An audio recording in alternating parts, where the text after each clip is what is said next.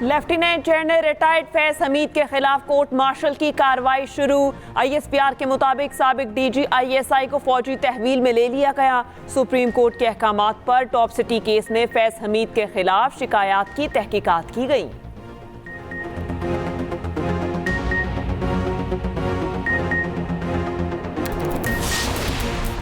मुशीर वजीर आजम राना सनाउल्लाह कहते हैं पाक फौज में एहतसाब का अमल बहुत मजबूत है। सेनेटर फैसल वाडा बोले देर आए दुरुस्त आयद, बात बहुत आगे तक जाएगी। खालिद मकबूल सदीकी का कहना है फैज हमीद का मामला हमसे आगे का है।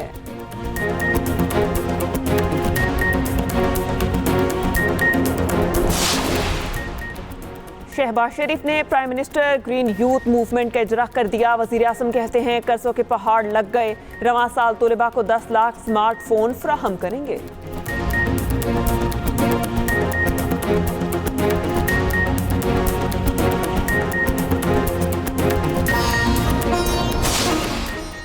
और PTI का नून लीग के MNAs की बहाली का अदालती फैसला चैलेंज करने का ऐलान। बैरिस्टर गोहर कहते हैं दोबारा गिनती की आड़ में हमारी सीटें छीनी जा रही हैं।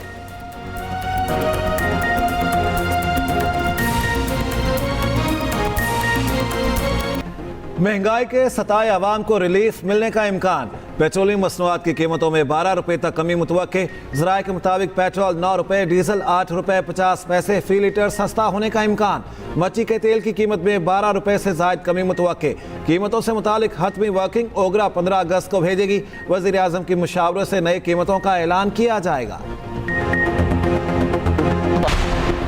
इदारों के खिलाफ मुनज़्ज़म प्रोपेगेंडा करने वाले अनासिर का रवैया मुल्क दुश्मनी के मुतरादिफ है। किसी को इदारों के खिलाफ मनफी मुहिम चलाने की इजाज़त नहीं देंगे। वफाकी वज़ीर दाखिला ने वाज़ेह कर दिया। मोहसिन नकवी से MKM के चेयरमैन खालिद मकबूल सिद्दीकी की मुलाकात। मुल्क की सियासी सूरत हाल पर गुफ्तगू। रियासती इदारों के खिलाफ शरअंगेज़ प्रोपेगेंडे की शदीद मज़म्मत।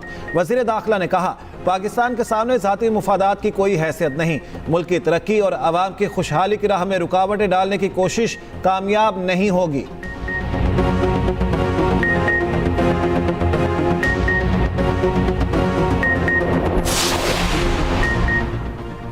जाली हुकूमत अवाम पर कब्जा जमाए बैठी है। अदलिया को दबाने की कोशिश की जा रही है ताकि मर्जी के फैसले लिए जा सकें।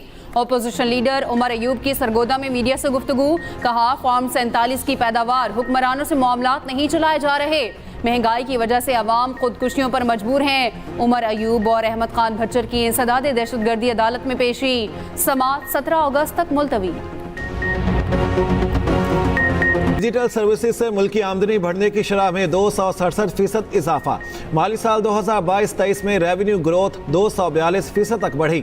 2021-22 के मुकाबले में रेवेन्यू ग्रोथ में कुछ कमी रही। ऑडिटर जनरल पाकिस्तान की रिपोर्ट के मुताबिक रेवेन्यू ग्रोथ में कमी की वजह नई रजिस्ट्रेशन पर टैक्स की शरह ज्यादा होना है। ऑडिटर सर्वे में 76% टैक्स दहिंदगान डिजिटल सर्विसेज से वाकिफ थे। तकरीबन 98% टैक्स दहिंदगान ने डिजिटल सर्विसेज को कारामद करार दिया।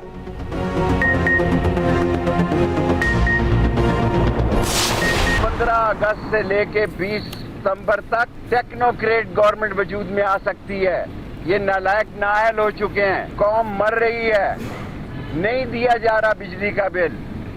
सूबा सरहद की सूरत हाल और बलूचिस्तान की सूरत हाल इंतहाई कशीदा है और मौजूदा हुकूमत की कारकर्दगी खाक है।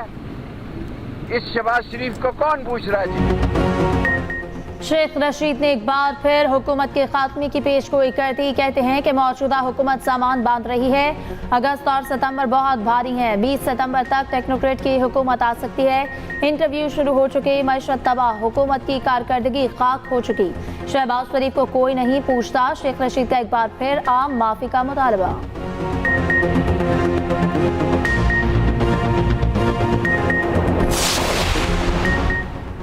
टूटी फूटी मईशत की बहाली इस वक्त सबसे बड़ा चैलेंज है। मुल्क को दरपेश चैलेंजेस से निपटने के लिए इकदाम कर रहे हैं। हुकूमत इकदामात की बदौलत मईशत बेहतरी की जानिब गामजन है। विफाकी वजीर राना तनवीर की मीडिया से गुफ्तगू। कहा मुल्क की तरक्की के लिए ज़राई तरक्की पर तवज्जो देना होगी।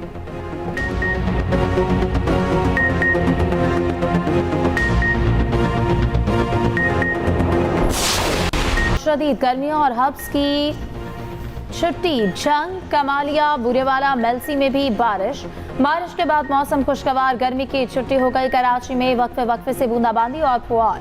बारिशों का हालिया स्पेल 14 अगस्त तक जारी रहने की पेशगोई। आज़ाद कश्मीर समेत चारों सूबों में मजीद बादल बरसेंगे। उधर पाक फौज और FWO का ऑपरेशन महांडरी के मकाम पर तबाहशुदा पुल की दोबारा तामीर कर दी गई। नारायण कागान रोड पर पुल हर तरह की ट्रैफिक के लिए खोल दिया गया।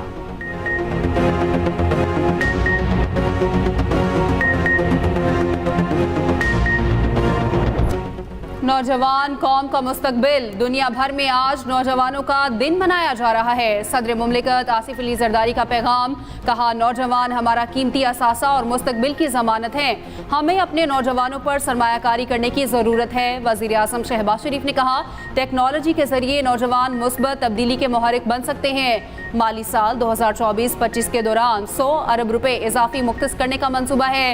मंसूबे के तहत 3 लाख नौजवान कारोबारी अफराद को बाख्तियार बनाया जाएगा। बिलावल भुट्टो ने कहा पीपल्स पार्टी नौजवानों के हुकूक और उमंगों की हिमायत जारी रखेगी।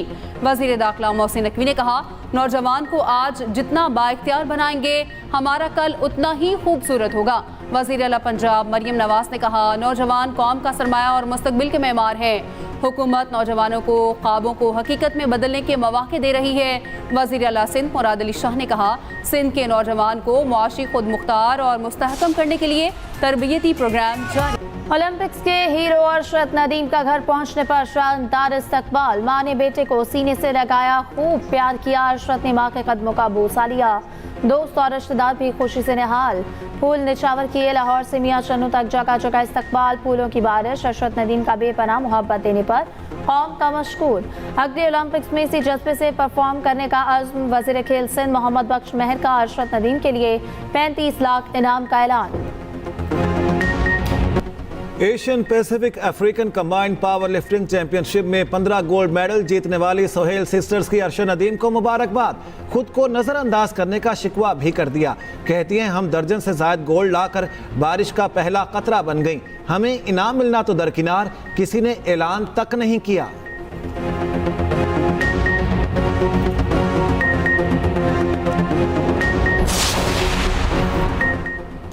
अमेरिका ने पेरिस ओलंपिक्स में भी बालादस्ती साबित कर दी। टाइटल का कामयाबी से दिफा, आखिरी गेम में गोल्ड मेडल जीतकर चीन को पीछे धकेल दिया।